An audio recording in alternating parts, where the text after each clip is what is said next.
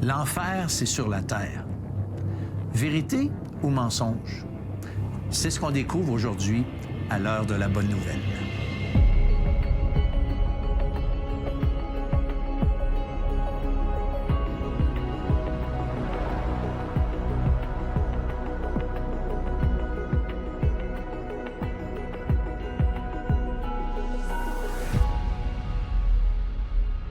Bonjour, bienvenue à l'heure de la bonne nouvelle. On est en plein dans notre série Détecteurs de mensonges et on utilise certaines croyances populaires et on les met à la lumière de la Bible, la parole de Dieu.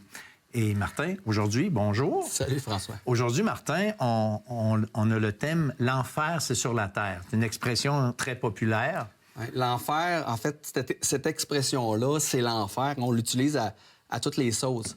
Je me souviens d'un spectacle, ça fait plusieurs années, j'avais été voir un spectacle, je pense que c'était sur les plaines, puis le lendemain, dans le journal, c'était en grosses lettres, c'était l'enfer. Hein? Autrement dit, hey, c'était le fun, on a eu du bon temps, on a capoté, donc c'était l'enfer. Donc autant pour décrire une émotion joyeuse, mais aussi négative. Hein? Tu reviens chez vous, ça va pas, puis comment a été ta journée? Ah, parle-moi-en pas, c'était l'enfer. T'sais.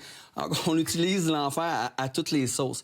Puis cette expression-là, l'enfer sur terre, je pense que c'est un peu la même façon de l'utiliser. On regarde des fois le monde, les guerres, le mal, puis on demande aux gens s'ils croient à l'enfer, puis ils répondent, ben regarde, y a-tu vraiment un lieu pire que ce qu'on vit ici? L'enfer, c'est sur la terre, c'est ce qu'on a comme réponse. C'est une conclusion à cause de la souffrance. Ouais. Bien, on a été dans la rue, justement, Martin, et puis on a posé la question, est-ce que vous croyez à l'enfer? Dieu pardonne, puis Dieu va pardonner. Peu importe ce qu'ils auront fait, peu importe qu'il aura tué, qu'il aura volé, qu'il aura fait n'importe quoi, Dieu pardonne. Ça serait trop absurde de dire que je vais mourir puis il se passe rien. Mais je suis pas habilité à dire c'est quoi qu'il y a après. J'ai aucune espèce d'idée, puis je peux même pas l'affirmer de façon 100%. Fait que j'évite de me poser ce genre de questions-là, sinon je vais faire peut-être de l'anxiété. C'est bon. L'enfer, c'est être éloigné de Dieu. Dieu, il n'existe pas, mettons, là, c'est, puis là, on meurt, puis à un moment donné, si tu n'as pas accepté le Seigneur, puis le sacrifice de Jésus-Christ, bien là, les séquences sont là. C'est comme la noirceur, mettons, là. Je pense qu'il y a l'univers, on a été créé, je sais pas trop comment, quelque part, là, parce que je suis pas scientifique, mais je pense qu'il n'y a pas de ciel, il n'y a pas d'enfer, il n'y a pas plus de purgatoire. Quand c'est terminé, c'est vraiment terminé. C'est fini, on part, puis il y a autre chose qui arrive, mais c'est pas nous autres. Non, je veux dire, on vit notre vie ici, non l'enfer, le ciel, je pense qu'on va tout être à la même place. Bien, l'enfer, ça existe, elle est sur Terre pour les gens qui subissent des guerres, qui subissent le contrôle indu de certains gouvernements, certains individus, des entreprises, etc.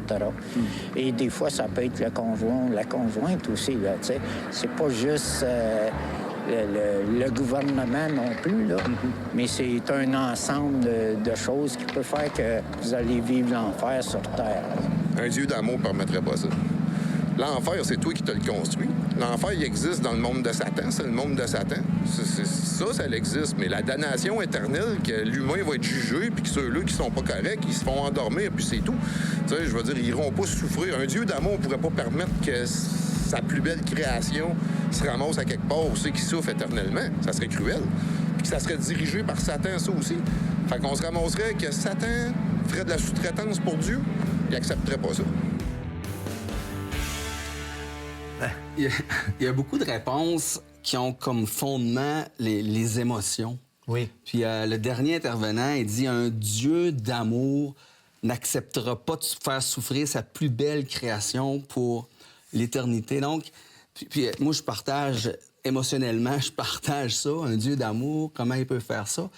Mais Jésus parle d'amour, on dit que Jésus est amour, mais Jésus parle de l'enfer. En fait, c'est lui qui en parle le plus. Absolument. Alors, on fait quoi avec les paroles de Jésus qui nous amènent vers l'amour, mais Jésus nous parle aussi de l'enfer? Est-ce qu'on prend une partie puis qu'on délaisse l'autre partie? On peut pas juste prendre la moitié de ce que Jésus a dit.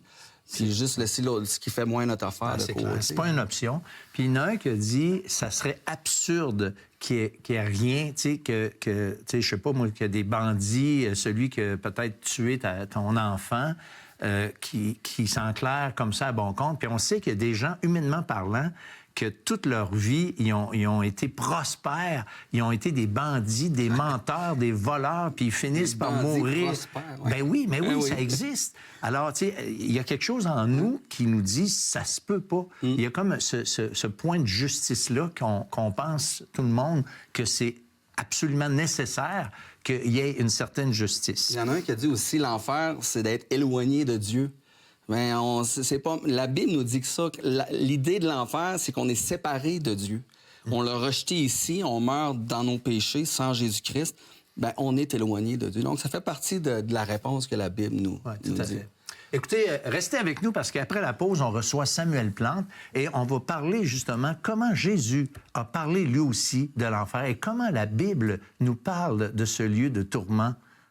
On mérite toute la colère de Dieu. Nous sommes tous sous le poids de cette condamnation d'être séparés de la présence de Dieu. On passe même pas une heure sans commettre le mal autour de nous, sans penser des choses qui sont mauvaises. On mérite tous l'enfer. Maintenant, certains vont dire, Dieu n'est pas assez grand là, pour faire quelque chose, manigancer un plan pour nous éviter l'enfer. Bravo, tu te rapproches de la bonne nouvelle de l'immortalité, de la vie éternelle en Jésus-Christ. Vous avez des questions ou des commentaires sur ce que vous venez d'entendre? Contactez-nous par téléphone ou réagissez sur les médias sociaux.